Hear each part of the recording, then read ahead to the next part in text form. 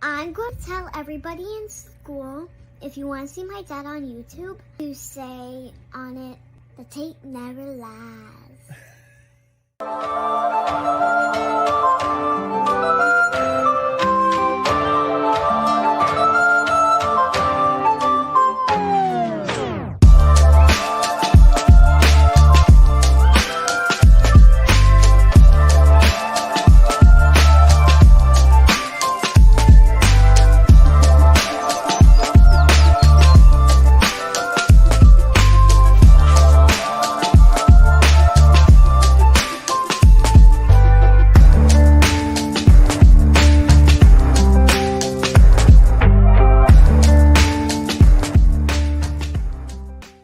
Go sit in the hat. Yes.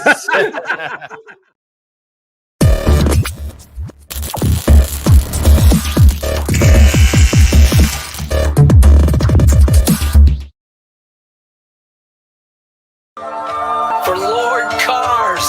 Hear ye, hear ye, hear ye. Abandoned people. You know it's Cars Keys. Let's get it started up. Give me the car keys. Lakeshore Drive. Blog boys drive away with our takes like car thieves. Break down, we study tape and thrive. Analytical preparation, that's what cars is given. Cars don't discriminate, teaching the men and women. Each and every week, there's nerd to get your focus. Never manipulating stats, lore, cars and hocus pocus. Cars keys, they're never lost. Checking source, never gonna find a better scouting report. Cars going live with the smartest man, my bestie. Deciphering holes on the defense like Getsy. New show, uniforms, orange with the dark sea. Tape never lies, patrons, this is Cars You know Keys. it's Cars Keys. Let's get it started up. Give me the car keys. Lakeshore Drive. Blog boys drive away with our takes like car thieves. Break down, we study tape and thrive. We gotta break down tape like detectives. No hot takes, just real football perspectives. The Bears nerd dropping science on his terms. TTNL giving Bears press like a perm. Other networks is off with the heads. Stats plus film equals football cred. Analysis like Data 10 tries to shred. McCaskey's letting me cake, we keep the 100 crew fed. Cars keys, let's get it started up. Give me the car keys. Lakeshore Drive. Blog boys drive away with our takes like car thieves. Break down, we study tape and thrive. Lord Hines in his car, fill up a goblet. Lord Hines in his car, fill up a goblet.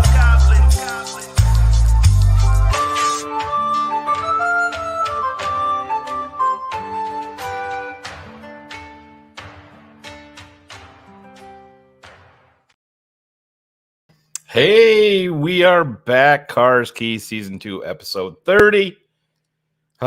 Same old Bears. Valus is still alive on the roster. I don't get it. But we're going to get into it. Let me go grab our guy, our resident nerd here at TTNL.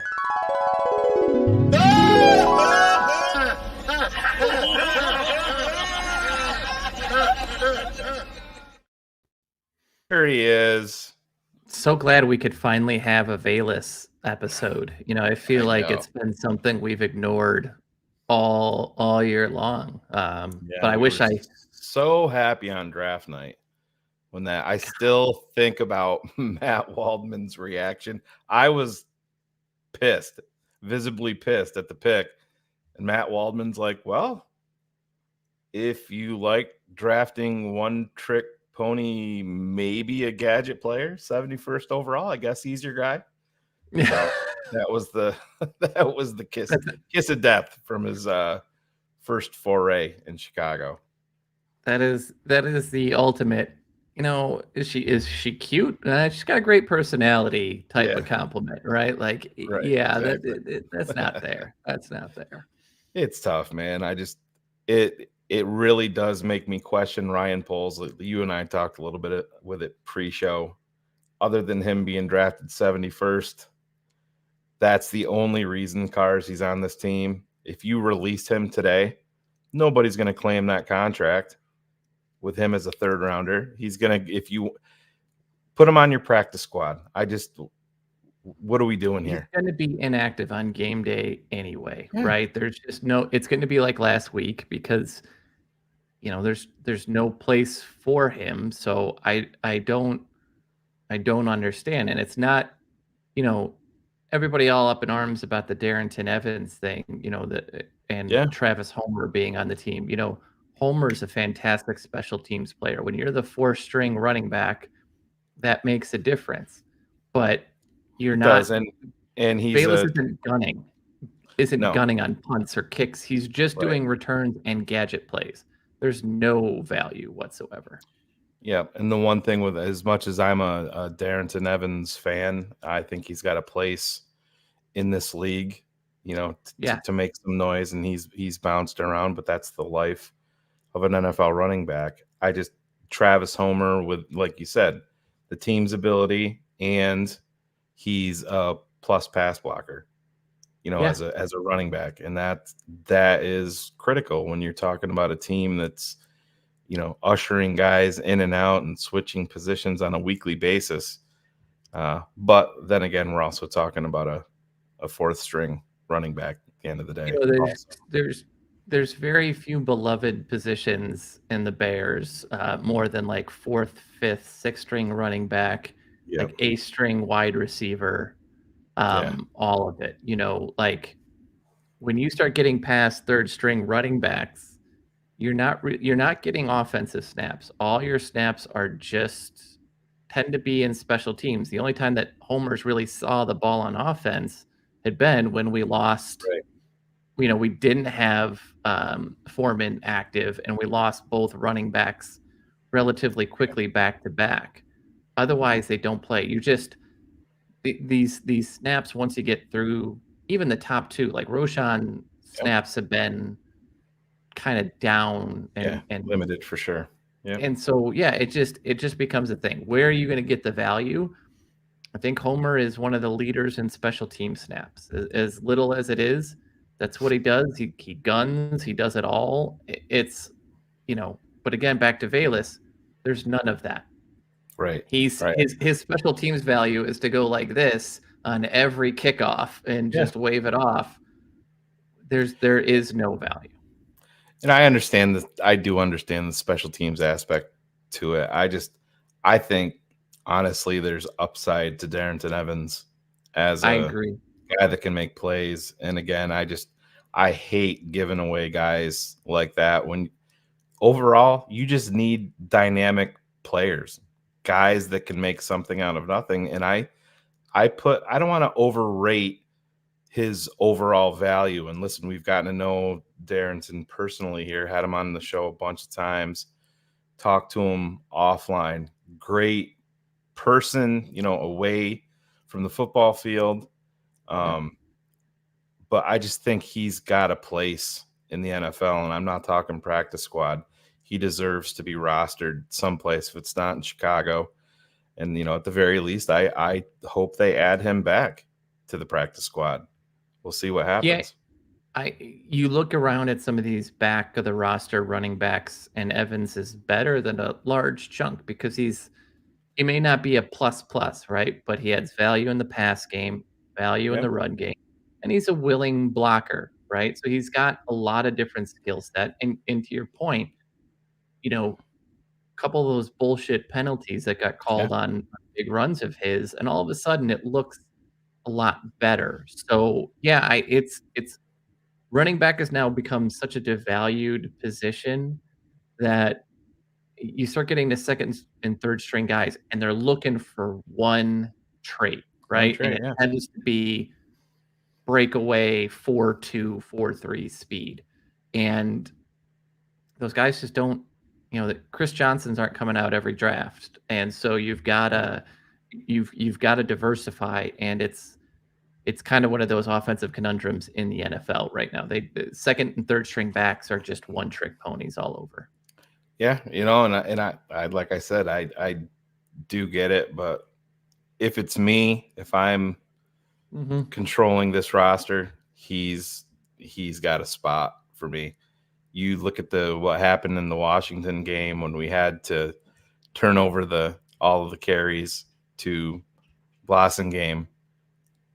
If we had Darrington Evans in there, I honestly don't feel like we miss too much of a beat from whomever's in there. I just think he can be a weapon. Like I said, I don't want to make the entire show about that.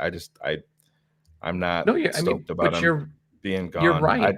Yeah. Right? That was a game we went into, and Foreman was not active, and you had Yeah. 2 running backs, and again, you're keeping Travis Homer because of his special teams play, Yep. but you're doing that at the expense of, depth in the run game because you were, the I'll take it a step further, Shane. My biggest issue with the team, and it's not that I don't love Roshan, is that this offensive staff is kind of Mhm.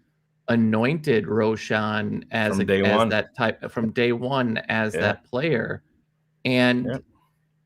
he's still going to be a good running back. He Yeah. does a lot of different things, but he shouldn't have been active over Foreman to begin with. And No, so these are some of those roster decisions that made Yeah. no sense. Yeah, he's gonna be here. He doesn't Oh, need yeah. to be forced into a situation. And like I said, you can even look back to, I think he had his touchdown week 1, right? Against Green Bay. Yes. And there's a lot that seems forced there. And this isn't a question of Roshan Johnson's talent. I think he's an extremely talented back, but right now it just seems forced by the staff that we're going to get him out there no matter what, no matter the situation, no matter who has the hot hand. He's going to be out there. We're going to put him in a situation to contribute no matter what. And I look at Velus Jones, even though he's not, you can't tell me that these roster spots are worth their weight in gold, and then you're just pissing one away with a guy that brings nothing to your team like Velus Jones. Then essentially to me, it just doesn't make sense. You got a contract holdout. The guy's got to be here. Every rep he misses is invaluable, but then we're not going to play guys in the preseason when there's, semi-live bullets flying. It's just, Yeah. I don't know. I just get It's frustrated with all of the bullshit. But I think you're right too. It's been a frustrating year for me to watch this team, both on offense and defense, and look at the way that they've used, or really specifically not used, talent all season long. Dexter has this incredible game against the Washington Redskins, and it's a Uses good snaps. offensive line. And then the next week, there are no snaps. There's like 10, 12 snaps. Or, you look at, we couldn't get the ball and figure out how to get the ball to Darnell Mooney early on in the season. But then we now have done it, but it's coming at we're always robbing from one to fix another. And it's really the problem with this staff to me is just Velus is probably the poster boy for a lot of these things, but it's so ingrained in what this staff does and their use, whether it is, we're going to put Tevin Jenkins on a pitch count and Braxton Jones on a pitch count. Nobody else does that. You're either ready to play or you're not. Yeah. The future of this team is not going to be decided by, and I love DeMarcus Walker, but he's a great player, but in 2 years, Dexter and Pickens are going to be a bigger part. They shouldn't be the ones having snaps stolen from them. They should be playing more, especially when you're playing losing football. And, to keep going out, I'm as mad as I am that they've moved Tevin over to the left side. I do think, though, that is partially because Nate has never played anything other than right. I'm at least happy that when Nate came in, they didn't bench Tevin Jenkins and left Cody White, or push Cody Whitehair back to center. That's been the first half positive move. But it kind of feels like all the time when they make a good positional move, it's all purely on accident. There is no rhyme or reason. I've talked about play action and how good we can be in the first half, and then we don't do it at all in the second half. Yeah. Where are your heads at? Where are you making these decisions? What are you doing? And there's just not a great answer. And I think that to me is what Velus simplifies, is because no one on this that watches any bit of football can tell me he has any place on an active NFL roster right now. Yeah. Nobody. Other than the draft spot cars, like you said, and it's just this is the Ryan thing. Pace cut these things, and that's a shocker of a statement to say right now. Yeah. But yeah, you're absolutely right. Yeah. So I have oh, my bad. Why don't you jump into it, cars? You start talking, I gotta jump offline real quick. Yeah. And grab something. I'm gonna and kill Steph, I'm sure. I But will be anyway, right back. all right, sounds good. So today's show is gonna be a little different. I think we're gonna talk a little bit about some of the numbers here. Not a whole lot. But the idea here is I want to talk a little bit more about what we want to expect to see out of Justin Fields and the way that Justin can take control and make himself look like the quarterback of not just the present, but of the future as well. So, when it comes down, to be honest, the season that Caleb Williams had is an issue, right? He's showing a lot of the same traits that Justin had. So we want to talk about a lot of that. But I wanted to start off with something, and this is a bit of what Shane and I have been talking about pretty much all year on this show, is that when you look at what Orlovsky says, all of these have plenty of pre and post, pre and at snap motion, personnel and formation flexibility, and heavy use of play action. So one of the things that we've talked about incredibly is like how good personnel usage may look in the first half and how bad it is in the second. How good play action looks like in the first half. How bad it looks and non-existent it looks in the second. So when Orlovsky says something like this, and what does it mean? Let's take a quick look here as to kind of just to translate this quickly to a number. So this is an eye chart. I'm completely aware, but to the left, this is every football team in order based on their play action snap percentage. What you'll notice here is that 21st is the Chicago Bears.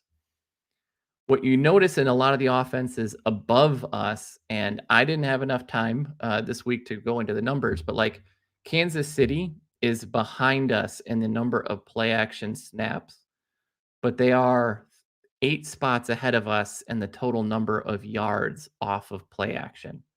So even though they're not doing it as frequently as us, they're still getting more success out of it. So the reason I kind of did it this way is when you look at this list, look at the levels of who they are in percentages, and really for the most part, look at how that lines up into the scoring leaders of the NFL. So you have some anomalies here. The 49ers, who basically can run the ball on somehow a 14-man defensive front, they're still able to run the ball. They're an anomaly. And Indianapolis is an anomaly, but that's really more so because of the defenses that they have faced this year, coming from the poor schedule that they've had, have been so porous that has really inflated the numbers. But when you tie it back, Minnesota is 12th in scoring, and that's just because Justin Jefferson has been out. They were up higher beforehand, and now with Cousins out, that is gone. But look at these teams. Look at this. Look at these numbers. It's telling to you that if you do not do play action and do not make it a consistent part of your offense, you are going to struggle. The one team that I really want to highlight here is the Houston Texans with a rookie quarterback. So Houston, if you can kind of see, they're right above Green Bay. They're at 24.6% with a rookie quarterback. How are they helping him handle this transition? It's a lot more play action. And look at the success. Shane, if who would you rather have talent on offense? Take away the quarterback position, Houston or Chicago? Yeah, no, it's Chicago. Night and day. And you look at some of these teams,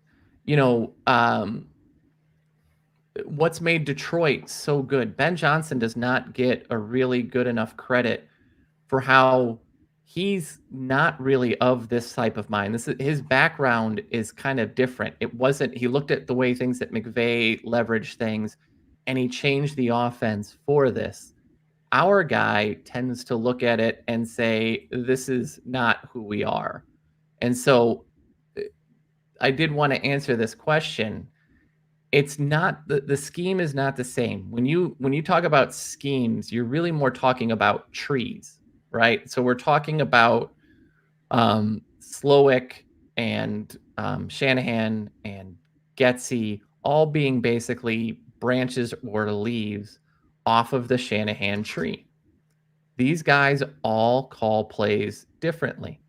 You know, if I show this portion again and go back to some of these numbers, if you look here at the bottom, the New York Jets, who are coached by Hackett, who was another disciple of Shanahan and actually was underneath him in San Francisco, they are sitting down and staying at such a low percent. So while these teams and these disciples may come from the same schemes and the same ideas, the way that translates into the way they call plays is extremely different. It differs from person to person. You know, Green Bay, LaFleur was the offensive coordinator technically in San Francisco, but we all know that Shanahan called the plays. He's using play action to that same level, but you go an extra step removed from that. That's Hackett and that's Getsy.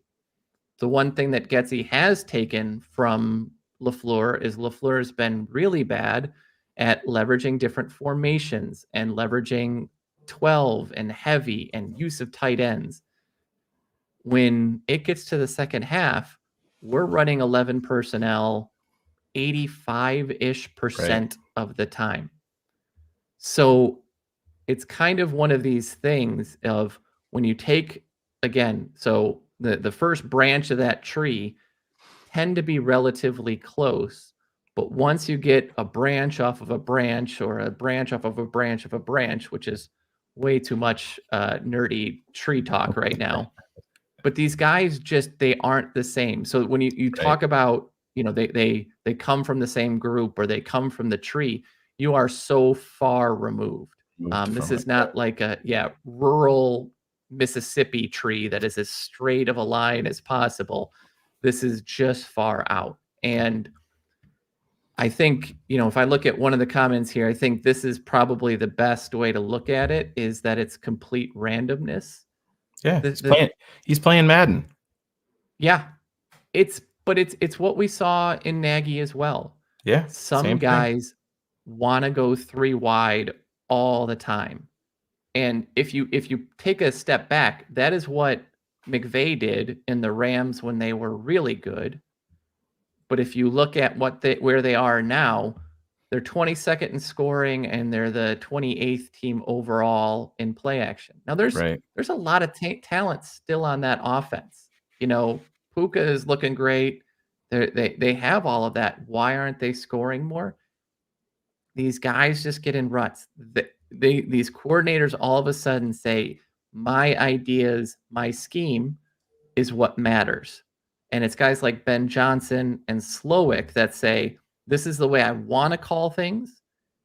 We don't have the horses to run this. This is what my personnel that I have calls for. Exactly. So that's what I'm going to do. Yeah. And exactly. That is coaching, but it's 100%. So real quick, we just got to pivot here just a little bit. Boy. Because today is a big day. My guy over here, this is his 10th wedding anniversary, and I'm about 10 minutes late getting this up on the screen. So I think his better half may be sending me very mean texts right now. I'm not sure, but I just got the text. She said, "You said you're going to kill me, so I will be sleeping on the very comfortable couches hopefully this I own didn't tonight." Compress the wrong way and it plays the way it should play, but here we go. Sitting here waiting to pick up our beautiful girls. wanted to give you a shout out and tell you happy anniversary, Cars. I love you. I don't want to do life without you. I look forward to the next umpteen amount of years of being with you, having you make me laugh, cry, swear, just love you more every day. I love you to the moon and back, down to the dirt. And if you play your cards right, you might have a surprise waiting for you under your desk after the pod. I love you the most. Happy anniversary! Go shit in the hay!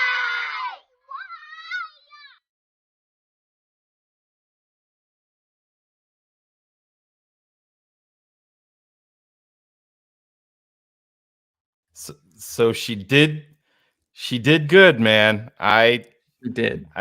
I DM'd her and she was waiting in line for the kids and she's like, "Oh man, pressure's on." I think she was a little bit nervous. And then she texted me back and was like, "What if I get the girls involved?" And I'm like, "Oh yeah, 100%, let's do this." And then we were taking side bets if Cars was going to cry. Ryan It Cox happened, is yeah. like, "Yeah." Ryan Cox is like, "Oh, I know that pussy. He's crying." That So- sounds like a Ryan Coxism. But thank you for airing that, and Steph, thank you. You're the dumbest thing you've ever did is said yes to me, and I appreciate it each and every day. So thank you very much. Yeah, so that was my bad for having to wedge it in there. I didn't have it for whatever reason. I thought it was all ready to go, but it was not. And no, I thought she did a great job. Now, I do, and now I understand why Maisie has been giggling ever since she got home. And I was like, "What secret are you holding?" And she's like, "Nothing." So, Right. And I will have you know, your wife and I shared our first butt dial probably about 90 minutes ago. I'm like, all right. I wonder if Well, something went really, really wrong because Steph is calling me. Usually it's a text world. And I'm like, "Hey, what's up?" But I heard you guys talking in the background. I'm like, that's our first butt dial. So oh boy. thank you, Steph. You did a great job. Yes, thank you, and I appreciate it. She's one of a kind, absolutely. Absolutely. Not that smart to say yes to me. I keep wanting to emphasize that. All right, back to football. All right. So play action, right? Might be some play action. It's that 10th anniversary, Cars. Hint, hint. I'm Let's waiting go. for someone to pop under the desk here, but I think it might be the peanut butter M&Ms that were under the desk. That was what she was referring to. It was my idea to add that part of it to the, there might be a surprise under the desk, but she pivoted and went with the M&Ms rather. I wasn't thinking about the M&Ms. I was trying to hook a brother Help up. me out. We'll appreciate it. I appreciate it. But back to the thing at hand, right? So when you look at play action, part of the reason I'm so emphatic on it is this is a really high level, right? And so what I'm doing here is dropbacks versus complete dropbacks versus dropbacks in play action. And again, this is not the instance that we need to go from play action 100% of the time or 110% of the time. But when you see these numbers, look at the difference in completion percentage. Look at the difference in yards per attempt. Look at the ratings really quick, the QB ratings, which are one of the worst stats, but they're also indicative in some ways over the play. When you see this level of improvement, and I showed their percentage of snaps down below in play action because I know Parkins created a bit of a shitstorm when he's like, I want to see this same play calling with Fields. The issue is we have, but we view these things at a half at a time. So when you see these things, I mean, Shane, you look at this and you go, hey, what would happen if we took this up 10% more and started to do this as much as Miami does? Right. We've got a great run game. For the side effect of us not really counting as much on field scrambles is the run game is still really effective. You're still getting great chunks. You're still doing all the things that you needed to do. So why wouldn't you play action more? The other issue comes in, you play action out of 12, but you pass out of 11. Yeah. So you run out of like what you're not doesn't make it any just sense. the fact that myself as a, fan and nerd and a lot of Yeah. people in the chat and a lot of people that sit down and work and watch this, and we can all sit down and point out and be like, this isn't correct. Why are we not doing this? And at a national level, none of the people are calling them out on it. Nobody's looking at it, but everybody knows about it.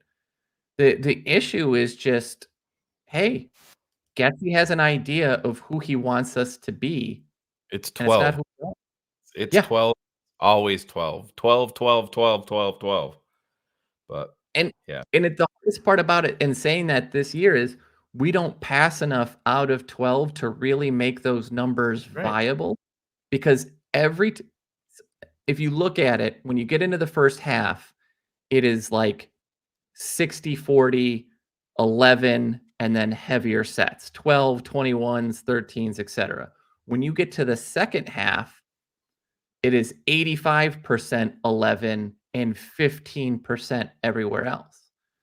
We kind of talked about it 2 weeks ago where we showed here's the difference in scoring, here's the difference in play action percentage first half to second half. All of these things, all the numbers are so good in the first quarter. There's a reason we score a lot on those first drives, because he scripts in more 11, more 12, more play action. But the second he gets off that script, to Shane's point, the best way to say it, it's Madden. It's Yeah. Madden all over every time. We ran a Oh, play. this looks good. We could do this. We haven't done Yeah. that yet. There's no listen, Cars, you know how it is. And this isn't breaking news or some great, nugget. There's plays in the NFL that you run in the first quarter that you're setting something up in the third quarter, just via the formation, the personnel usage, all of it. And we're just not seeing it with Getsy. It's like you said, the same thing with Matt Nagy. There's guys that do this for a living that have played in the NFL that look at what the Bears are doing on offense, and they're like, I have no words for what I'm seeing. DJ, what was the team that went to DJ Bourne and said, "Man, they're not using you right at all"? Tampa. Tampa. Yeah. Yeah. Yeah. That Love should watching be you a piece play. of They're data. not using you the right way. And Yeah. he's just kind of like, yeah, it's all good. It's all good. Yeah, it's embarrassing. It's an embarrassment.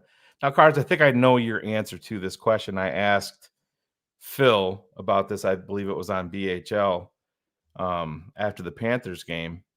If you were presented the option of one is staying and one is going between Getsy and Eberflus, pretty cut and dry for you that it's Getsy's gone? Yeah. Yeah. Yeah. Yeah, if it has to be one or the other, yeah. And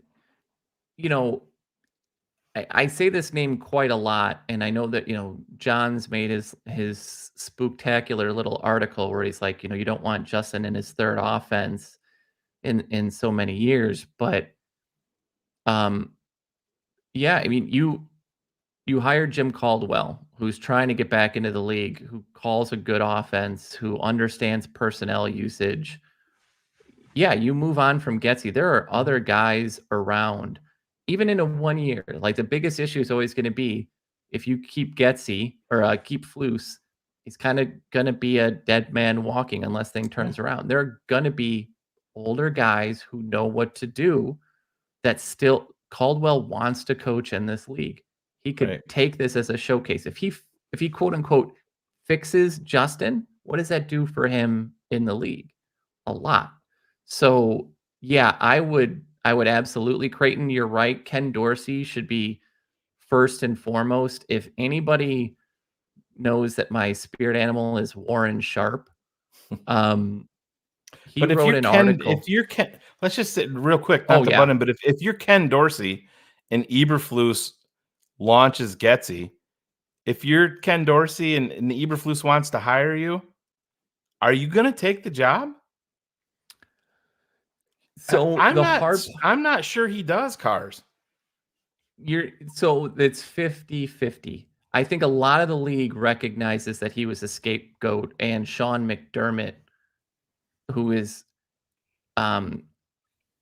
what's happening in Buffalo, I think gives you the pause on any of these old school defensive coaches like Flus, because part of the reason we run the ball so often, especially when they're in the lead, it's hard to tell if that is Getsy or if that is coming from Flus saying, control the clock, control the clock, control the clock.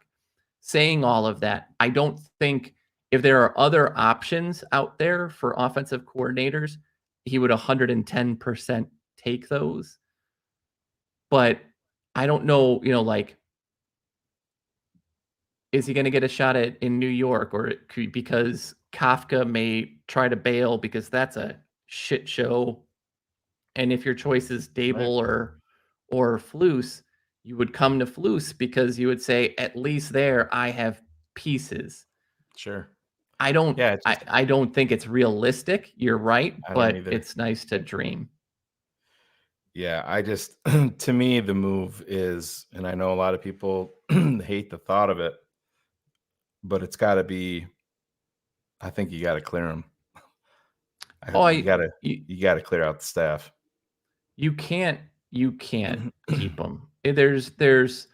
Well, I mean, I take that back. You can keep him, but it just comes at a cost because you're punting on next year. That's what you're doing, because it'll just be like Nagy's last year, where you are hoping against hope that something else develops. And if it doesn't, strike that. When it doesn't, you're sitting there going, oh, this 1 in a million shot is didn't work out. What do we do now? I don't know that it is. And I don't know how you keep him and have any hope for the future, because again, it's even on his defensive side. Everybody looks at those numbers and like, wow, we're playing so much better. When we play, let's watch what happens when we play a good offense this week. Yeah. Right? Yeah, exactly. Like it's when we play Kansas City, how did we look? Terrible. Right? When we play a halfway they couldn't stop offense, they couldn't stop Baker Mayfield. They couldn't stop New Orleans. Yeah. Or, like, what do you Baker? Yeah, Baker's a great third and long. They couldn't get off the field and do it. I don't know how you go back to him.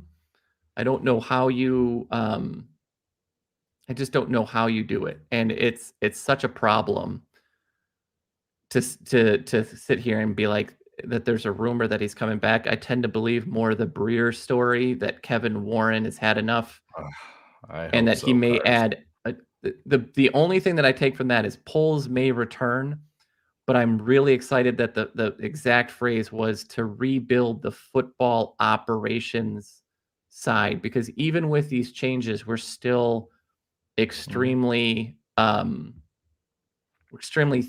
in those roles and in those positions. So that would be, that's the hope. If they come back, I'll be candid. I don't know how I would watch next year. Like if you draft Marvin Harrison Jr., yeah, I'll watch. But this isn't going to be something like I want to sit down and talk about, because it's going to be, you could take, it'll be tough. You could take our shows from this year and basically play them next year, and not even say a thing. We've been here before. We were here with Fox when you knew you wasted Mitch Trubisky's rookie year. You knew that he was being replaced. You did the same goddamn thing with Justin Fields' rookie year. You knew Matt Nagy was going to be out the door. So are you going to let's say you're drafting first or second. You take Caleb, you take Drake May, one of them. Are you going to bring them into the situation so you can do it for a third consecutive time. That is who the Chicago Bears are, and that's why they are who they are. This is what they do. There's nobody in this front office or coaching staff that we should be like, oh my God, they fired Ryan Poles. How do we recover from this? Yeah. Recover from what? We haven't won. Well, We've won 6 I mean, games. take it even back to when we hired Cutler, or when we traded for Cutler. Yeah. We had Ron Turner and things looked decent, but Lovie Smith after that, it was what, Martz. Martz was the next year, and then Tice. that forced us to get rid of Greg Olson. Yeah. We went to Tice, who was just a hot garbage. Then we went, and then we went to Tressman with Aaron Kromer, and it looked great for a year. But it took us 4 years to get as many problems as I have with the way that Tressman was as a head coach. That offense, it was at least good to watch, and it had a plan, and it attacked the field. But we wasted 4 years of Cutler before we even got there, and we let him take a beating the whole time. We've never done this. We've never had Never this. did it the right way. And this year is exciting to us because, man, if you go in next year, Shane, and you need someone at the center position, but you've got Braxton, Tevin, Nate Davis, and Darnell Wright all in ink, ready to go. I think the one thing that we learned from the Bajan era here is that the offensive line is good, and that there is a lot of blame to be placed on Justin Fields' shoulder for the pressure, for the sack numbers as it relates. You draft a quarterback, you've got a number 1 wide receiver, you've got a number 1 tight end. Understanding it's not Kelsey, but Kmet is really good by any measure. You've got a good offensive line. You can run the ball. It's a great situation. But if Luke Getsy's your offensive coordinator, doesn't fucking matter. It doesn't. Totally agree, man.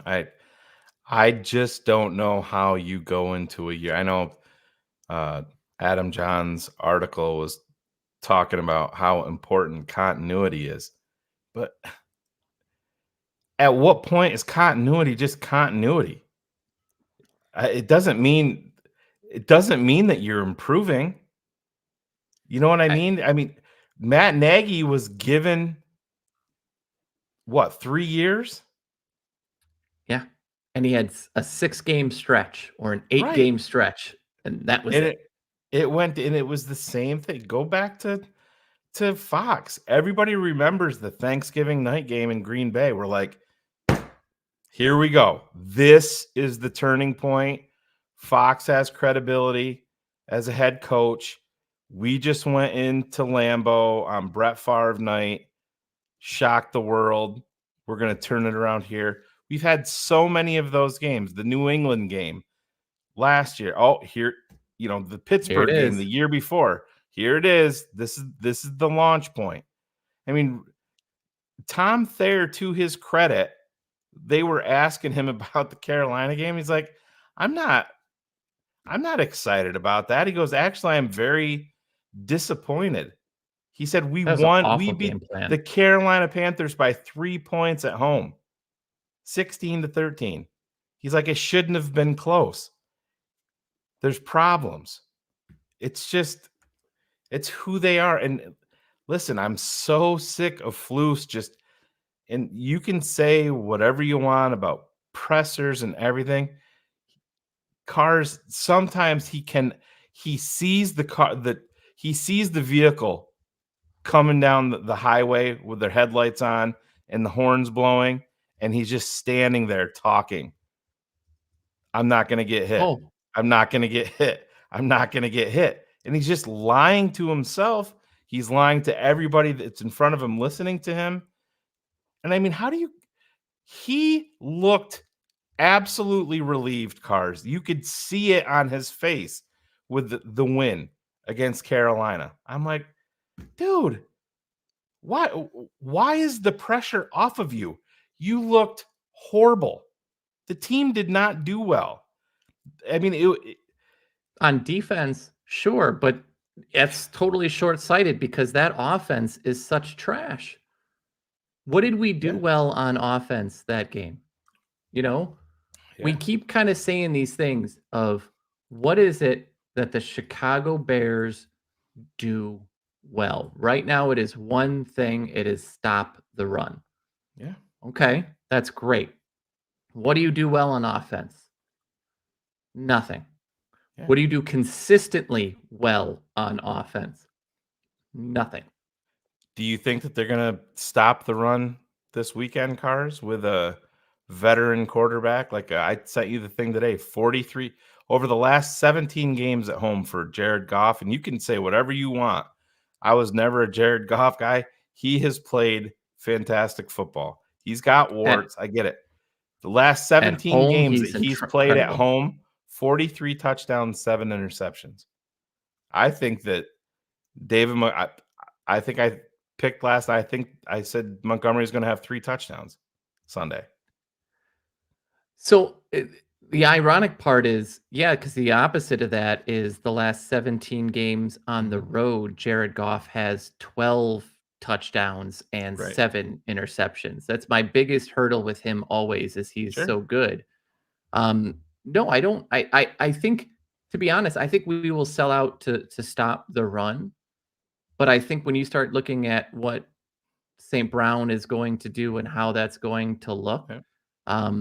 I really have a problem. I think it's one of those games where you're really going to miss Edmonds because everybody focuses a lot on the tackle numbers, but what Edmonds has been really good at doing is taking away things in the middle of the field, which has been an issue the last 2 weeks. Guess who's really good in the middle of the field? Yeah. Jared Goff. So Yeah. even if we stop the run, Laporte yeah, has been excellent. yeah, but even if we stop the run, doesn't matter because Johnson is going to change the way that he calls the game and he's going to attack in a different way. Yeah. Whereas with us, it's again going back to negative. The biggest complaint had always been, hey, this team can't defend a tight end, right? They really struggle. They don't have the linebackers. This is the game to do it. And then he would trot out 3 wide outs, 98% of the time. You look at this team on Detroit. There are warts. They're a good team. They are solid. There are no superstars on that team. Aiden Hutchinson is probably one, so I take that back. But across the line, there are no superstars. They're just really good players. And what do they have? They have buy-in on their identity. And people can say that that doesn't matter. And if you want to say that the hits philosophy is the bear, it's not the Bears' identity. That's not. It's really not. These guys have transformed in to the meathead that their coach is. When he came out and when he first came out, everybody was making fun of him. That's who Detroit is. Now, they've taken on the identity of Campbell and they're running with it. They're 4th and 2, they're throwing the ball. And they're going for it on 4th downs all the time. It's insane. It's about confidence and having buy-in. And it's the one as unrealistic as I think it is. Okay. A year ago, a couple days ago, was the first TTNL tailgate, right? And it was a home game against the Detroit Lions. And I don't know if folks truly remember that game, but we were up, 24-10 into the 4th quarter. And I remember, I can't remember how to pronounce his name, Shugru or something like that, and a couple others kept saying, man, what is Detroit good at? There is nothing. What player has gotten better under this? This game, when they lose it, this should be the death of Dan Campbell as a head coach. Well, look at what's happened from that moment. Their turnaround. They went Yeah. they went from 2-6 and they finished that season at 9-8. So they went on a 7-2 run. And what are they right now? 7-2, right? Or 8-2. So Yeah. since that start, they have gone 14-4 basically from that point, and they launched it and they found an identity against the Bears and they stuck with it. The Bears are trying to force a preconceived idea of what an identity is and not accepting who it is. That's what Detroit was doing up to that point. They're like, this is who we are. This is what we do. Shit, it's not working. I don't know. Let's try. Oh, this works. I guess this is who we are. And the Bears go, this works, but that's not who we are, right? We are this. That is the difference. The only glimmer of hope is it does take one win where it clicks and everybody figures it out. But that game, I think in part the reason that it was is it was a come from behind victory. Right. You don't find these things in a game like Washington where you hold on at the end to win. If this is a game and you win and you go, it's the same thing. You go out and win this game 31-30, and Justin leads you in the fourth quarter because you're heavy play action and you're finally using Tanyan differently and you're using all these things. That becomes the launch point. Matt Eberflus has to stay out of the offensive room. I think a lot of these, when the game gets tight or, gets close, he Right. wants to go ultra conservative and run the game. No, you pass the ball more often than you run it on first down. That's the way it works. If you don't like it, get out of the league. And that's where we are. So it's terrible. It's terrible. Yeah. I've been just monitoring the chat a little bit, and I see we have the Caleb Williams versus Justin Fields debate. And this one had me laughing a little bit. Justin Fields throws a better ball, has more arm strength, more athletic. I think Williams might process a bit faster, but that's about it.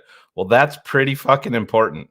And that's exactly what you want, because if Justin Fields processed just a little bit faster, we wouldn't even be having this talk. But instead, we're in year 3.5 at this point, and we're still talking about if he could just process just a tick faster. Same problems that he had at Ohio State that he's having in year 3 in Chicago. So that's, for me, Jeremiah, and I'm not trying to single you out, but that's, Cars, would you agree that's a big deal? Mechanically in dropbacks, he's better. I don't even think it's necessarily processing where Justin struggles. It's mechanics. Again, if you go back and look at the way that Robert Schmitz did a really nice Right. breakdown of how much longer it takes Justin to drop back. That is his biggest issue. The issue with Justin is more when it's time, the on-time stuff. Let me pull back here. The difference between that I would say that I noticed between Fields and Bagent, the on-time delivery stuff worked better with Bagent because his drop back was cleaner, his drop back was faster, and it got him into a moment. There are abilities to make different throws based off of that. Where Justin is better outside of just the vertical passing game has been when things break down and you're talking about off-platform throws, Justin is extremely good. But if you look at that, someone who struggles with on-time plays but is really good at on-platform, the only other quarterback right now starting in the NFL with that type of pedigree is Zach Wilson in the New York Jets. Because that was the same thing that came out about his tape, right? When it's on time, not that great. But when he's got to make something happen, he's great. You need to see Justin figure out that footwork. It is the biggest issue that I saw with Bagent is more film got on him it just became easier. And Getsy's inability to change at any level just compounded that. If you sit down and work with him at drop back, get back, if you take that half second and you give that back to Justin, Justin is going to be fine. Yep. But that's on him. Well, exactly, and that's the point. And listen, I'm not ready to write off Justin Fields. I don't want to sit here and repeat myself, but why are we talking about the speed of his dropbacks when we're 10 games into year 3? It's But a massive. it's on Justin, and it's just as much on. How is this not a Oh, it's a point massive. of emphasis all the fucking time? Why is It's it right now? Like it took them until they were not in contention last year to let this kid eat and run and do all of that. And it's both parties are guilty, and not a lot of people want to admit that there's a lot of blame on both sides. Justin, your dropbacks were lazy. How and else do you say it?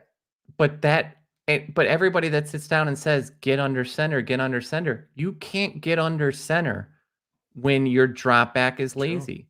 Because if you look at those percentages of pressure and pressure to sack, the pressure rate for Justin is 10% higher with Bajan. 10% 10%. higher, sorry, for Fields than it is with Bajan. The pressure to sack ratio is third of what it is. So it's something like Justin is 43% under pressure. It's 33% for Bajan. Pressure to sack ratio, it's 27% for Justin, which is an absurd number, and it is 8% for Bajan. So Yeah. when you are under center, your footwork has to be impeccable. It has to be quick.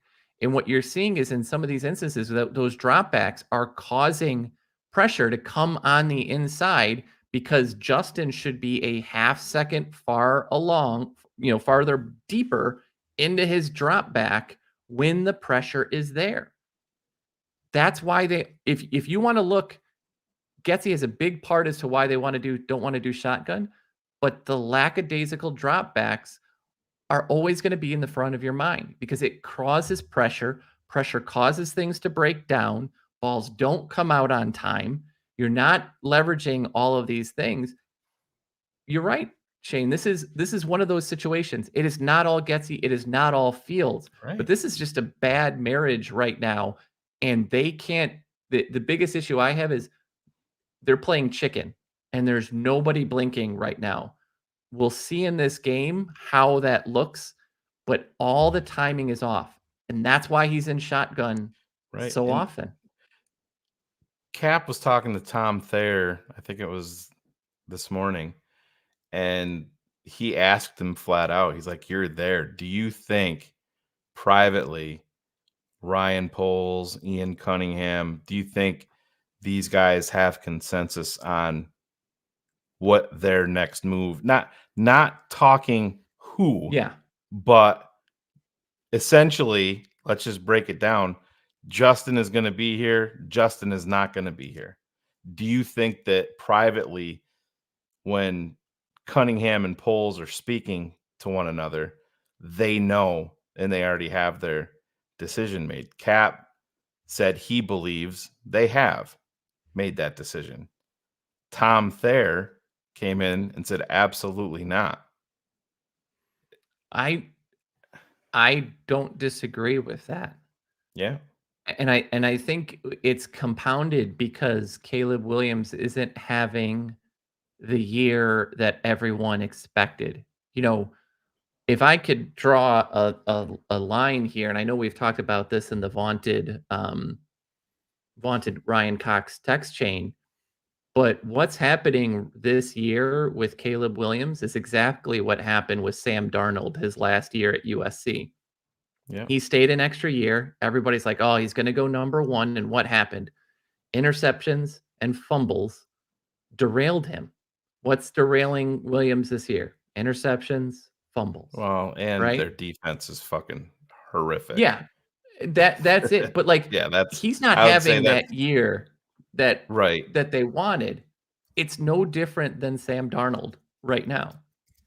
If Caleb had last year all over again, they would have their decision.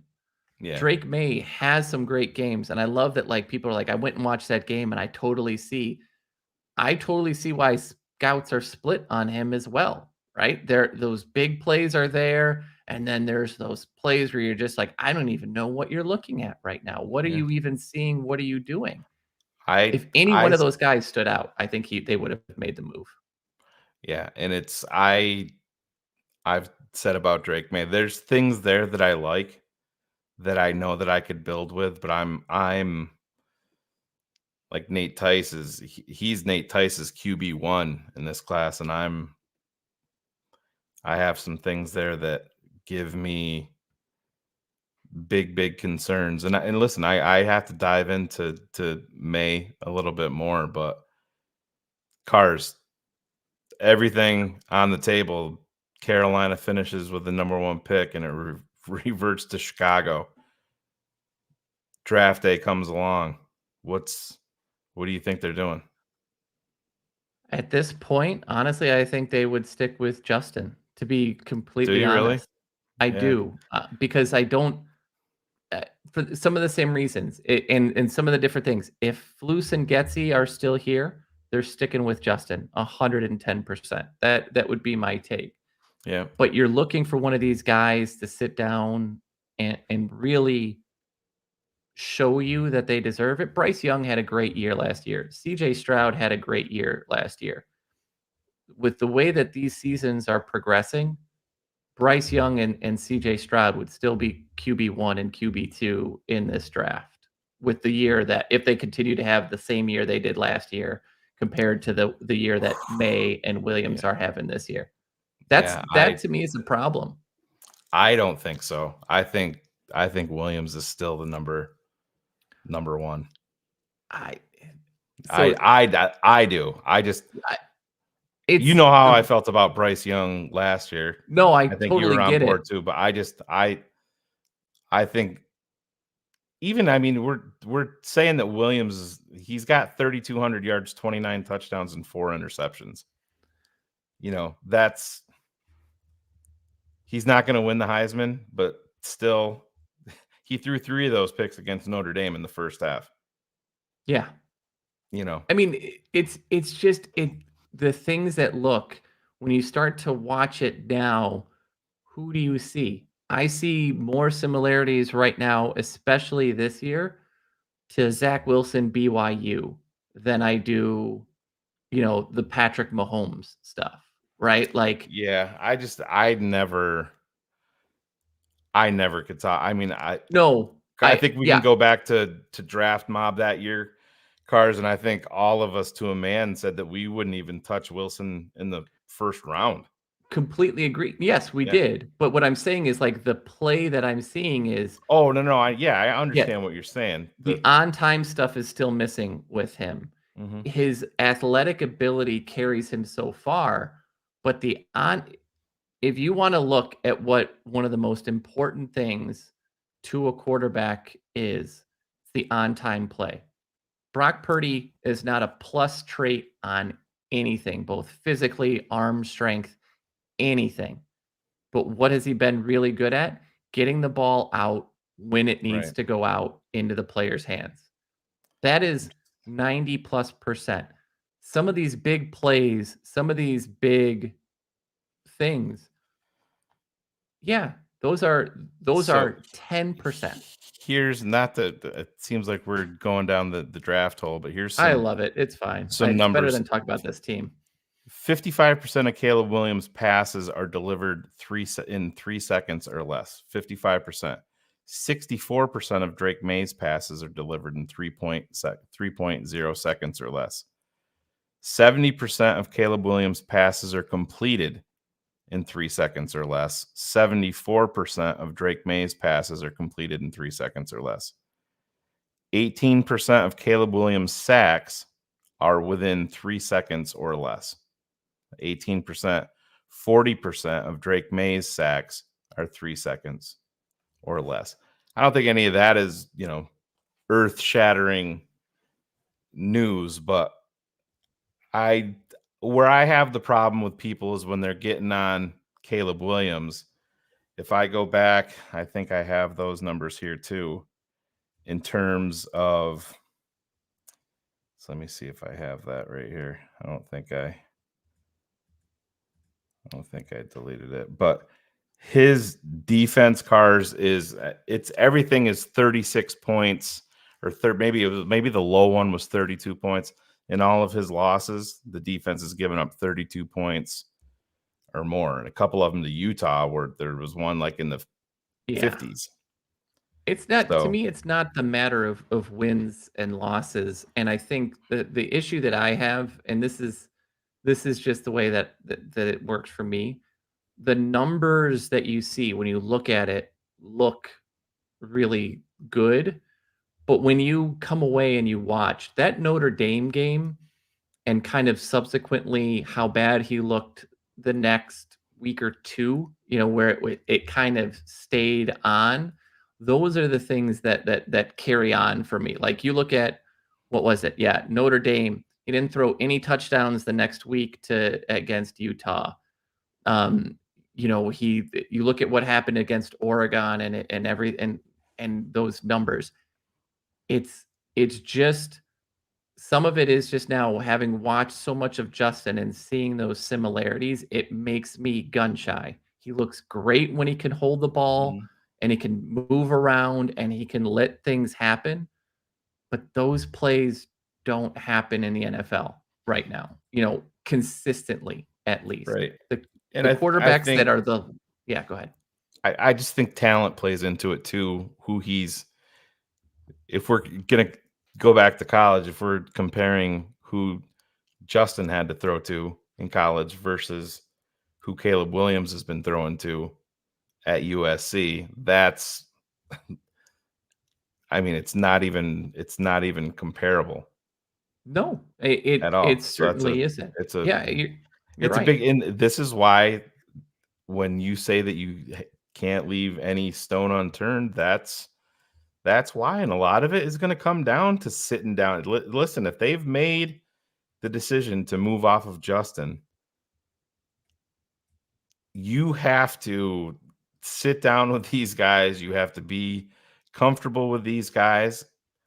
And some of it's going to, you may love everything that you see on the field. And if you sit down with this kid and you're not a believer in who he is as a man, as a human being, as a leader, you're not just going to be you're going to be the fucking man here. If you're the number one overall pick in Chicago, yeah, exactly. It's not, you're not the number one pick going to Green Bay. No, you're not the number one overall pick going. It's Chicago. Yes, they haven't won here, but it's different, and that all of that's going to play into it. And this to me is a tip of the cap to Justin. I don't think any of that is too big for Justin. I think he gets nauseated by it and sick of dealing with it, but I don't think any of that is too big for him. But yep. I go back, Cars. Listen, when you're drafted in the top 11 of an NFL draft, you're not drafted to be a game manager.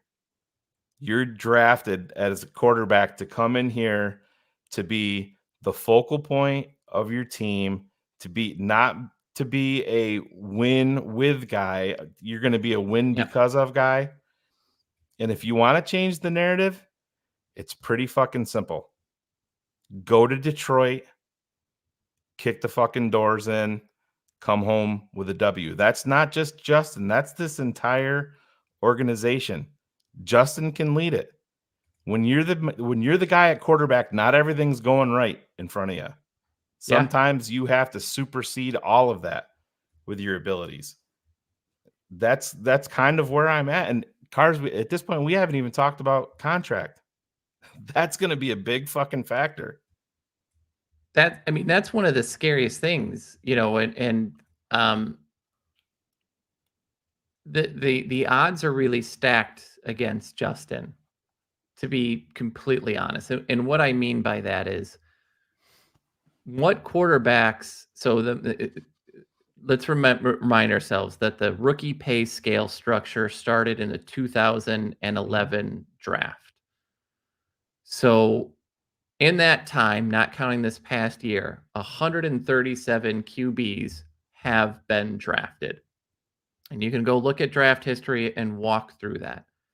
How many of them can you argue did not make and really fully stake a claim that they're the guy within their first 3 years? Take Getsy out of the question. Take everything else. To me, the only two guys that have come along in 3 years had been Geno Smith did it 7 or 8 years in. He And doesn't have Kirk 2 more years. He's got a 4-year. You can do the 5th-year option, but that's fully, what is it, 25 million? 25 million. Yep. Yeah. So he's got year, but it's got to be decided on, what is it, May 2nd, I think it is. Yes. And there's not 5th-year enough option. there to do it right now. But when you look at it again, so of the 137 quarterbacks, how many of them didn't show they were a guy Mhm. until year 3 or 4 or later? And it is Geno Smith and it is Kirk Cousins. You can maybe argue, because, and it's not necessarily meaning that these are all world guys, but look, Baker Mayfield's having a great year this year, all things considered. Maybe he is, but that percentage you're talking You're about, not building around him. 1.5% chance. Yeah, you're not. 1.5%. And even then, you're not building around him. You know No. what I mean? You're not going to, like, Seattle. Let's just say Seattle let's just say Justin Fields is on the market. If you're Seattle, are you calling Chicago to Yeah. check in on Justin Fields? You're damn right. Yeah. But the odds of him becoming the guy are so minimal. And if we want to be realistic, Geno Smith was a 2nd round pick. Kirk Cousins was the 4th. The only reason Kirk Cousins didn't get more of a chance was because he was drafted in the same year as RG3, and they gave him every opportunity as the number 2 pick overall in the draft to take that role. You're either that guy within your first 3 or 4 years, and within your first 3 years, or you're not. And so again, this doesn't mean that it's Justin has failed. This can mean it's a combination of Justin and the franchise have completely failed. We need to stop living in this world where it's so black and white that it is the organization or it's Justin. Both of them have flaws. Right. And that's where's the this is the argument that I hate, because it's not, to Carr's point, it's not. Luke Getsy is a big part of the issue, but Justin Fields is a big part of the issue. It doesn't have to be this or that, one or the other. It can be, guess what, Luke, you're not great at your job.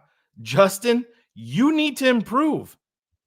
How many times have we seen, how did Justin Fields get hurt against Minnesota? You know who's at fault? Tell me, Cars. Justin. Who's at fault? Yeah. Justin Fields. 6.8 seconds or 6.9, whatever it was. And everybody from TTNL watching that game was screaming the same thing. Throw it. Throw it. Throw it. Nope. We're in year 3. screaming to throw the football. And guess what? Luke Getsy sucks. Both can be true. Can you fix Justin? I happen to believe that you can, but this is where the finances come in. And where was our guy Mo said, well, can't we work out a contract for less than 40 million? If you're Justin Fields and his representatives and Daniel Jones got that, why are you going to accept less than that? Are you going to accept less than what Daniel Jones got? No. Damn right.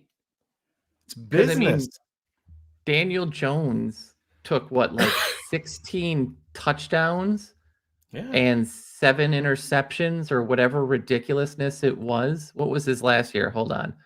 His last season was, there you go, 15 touchdowns and 5 interceptions. And got he got $45 million a year and heavy guarantees. Yeah, you're taking that. You're expecting somewhat similar. Okay, maybe you'll give a little bit of a discount and you'll go 38. Justin Fields in 6 games this year has 11 passing touchdowns. Like he's a better runner. There's similarities in the way that they're both careless with the ball and fumble a lot and things are there. But like it's there's so much there. And we go back to this. Some of the play action can simply be he's so slow that by the time he's coming back and turning around, I don't know if people remember the JT O'Sullivan, one of the breakdowns where he was talking about the game we had against Washington. And he's like, I don't know why they put play action in there because look, Justin, he got the touchdown, but he's still a tick or two behind, tick or two slow in getting that ball out. Well, guess what? That's mechanics. That's Justin. Like, yes, the staff needs to work on it, but these guys all work all off season with their own guy. When Josh Allen made that step, he worked with Jordan Palmer one off season and worked on everything. That wasn't the organization. That was on his quarterback coach that he took that off season. It's slow. So you can't necessarily do that. But you look at Bagent, they would run it heavy in the first half, 30, 40%, and then 10% in the second half. There's no consistency there. Play action is a problem. It is another one of those both. I don't want to assign arbitrary numbers. It's 70% this, 80% this, 20%. It doesn't matter. It is a shared blame model. And we're in a game of chicken as fans. And it's not, right now. Listen. It's not a change. It's who he's always been. It's right. Exactly. And that's the point. And this is what I'm saying, M. Bonisi, is everything that you're alluding to wants to put this 100% of the spotlight. Like, put in the chat, M. Bonisi, what is Justin Fields not good at? Give me a negative of Justin Fields. Can you do that? Or is it just Luke Getsy is completely at fault and Justin is the innocent bystander that's getting fucked over? Like I said, both can be true. Luke Getsy can be not good at what he's doing, not good at developing quarterbacks, and Justin Fields can be a wildly talented quarterback that is a tick slow on processing. That was his number one flaw coming out of Ohio State. Go back and listen to any draft analyst. All of them said, if he could the processing, just a tick faster, We're in year 3, to Carr's point. Is it going to improve in year 4? Is it going to improve in year 5? Year 6, 7? Well, then you're like, oh, yeah, we're going to figure it out with Jay. He'll be better next year.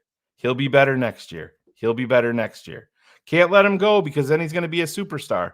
I heard everybody say that about Mitch Trubisky, and I'm not saying that they're comparable as players. Justin Fields is light years better as a quarterback than Mitch was, I feel like. But tons of people say, oh, he's going to go to San Francisco, win Super Bowls. Going to go to New England, win Super Bowls. They didn't even want him.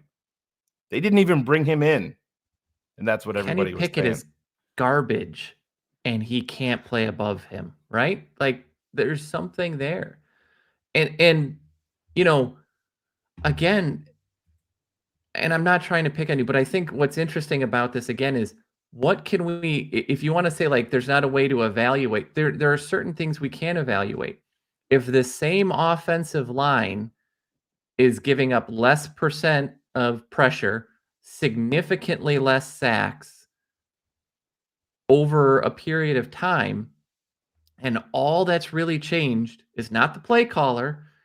Again, we showed you with play action. It's not play action use. It's not any of those things. If all that's changed is the quarterback, that's part of the problem. It is fixable. You know, his windup is long. He shortened it a little bit this year. I don't think it's really impacted his accuracy.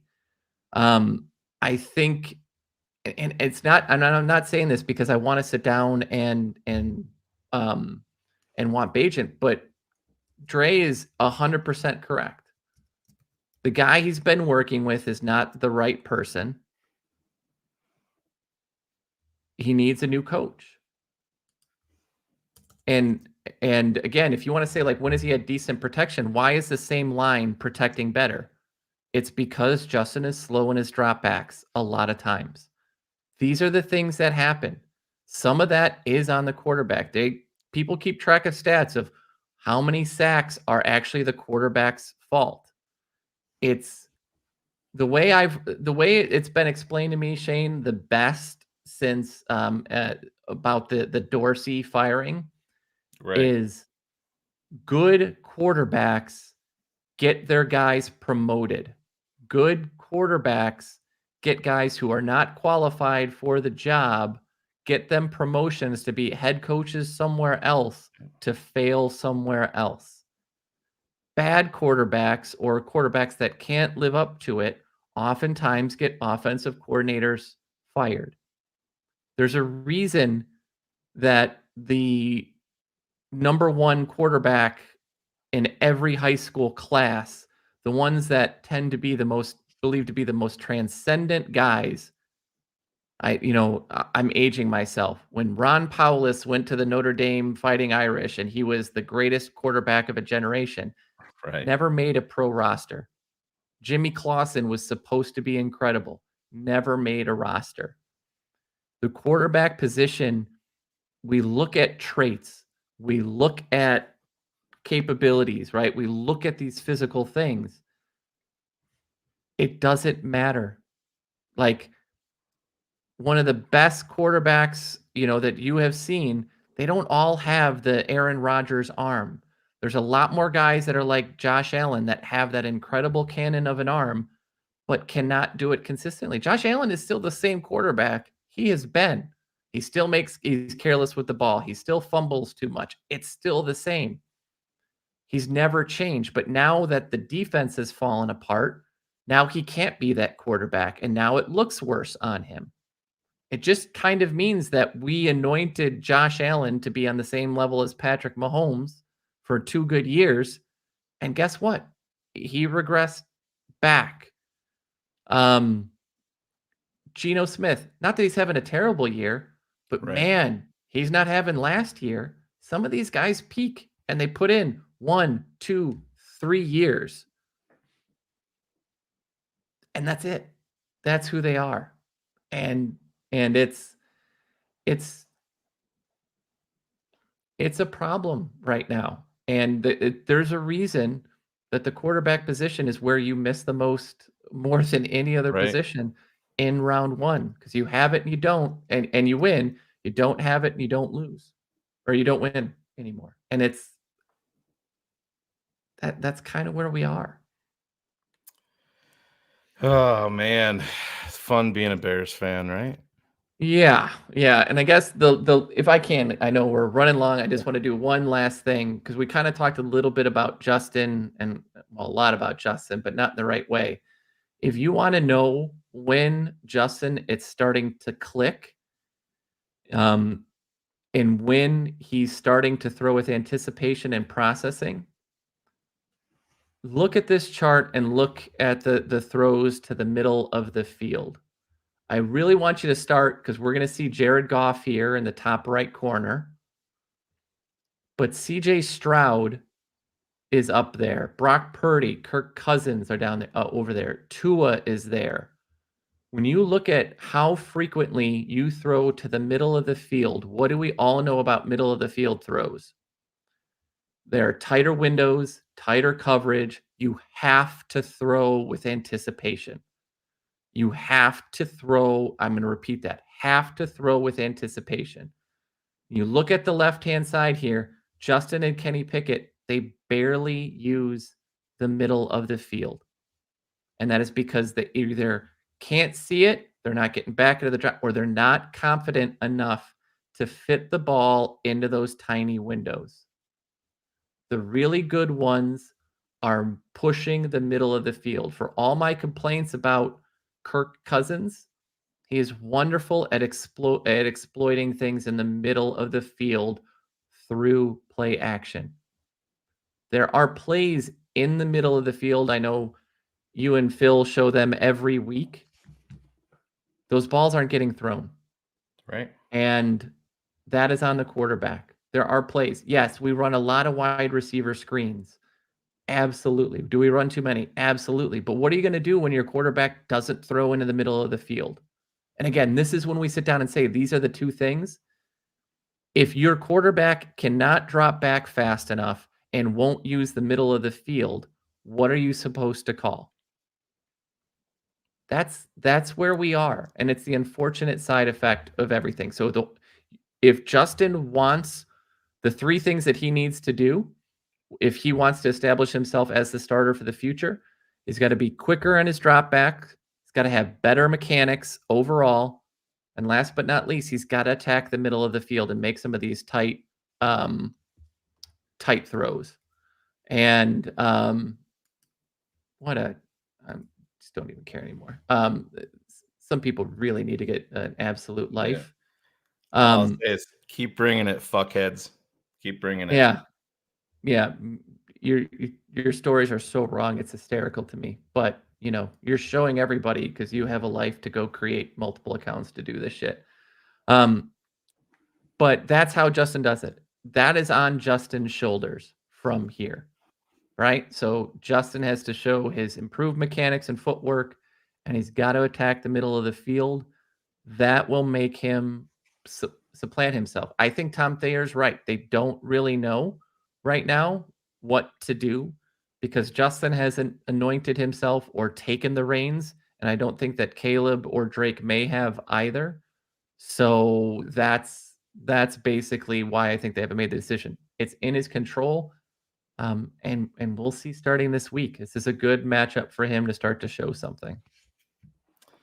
There you go. Do you have any more clips, Cars, or did we get through them all? That's everything.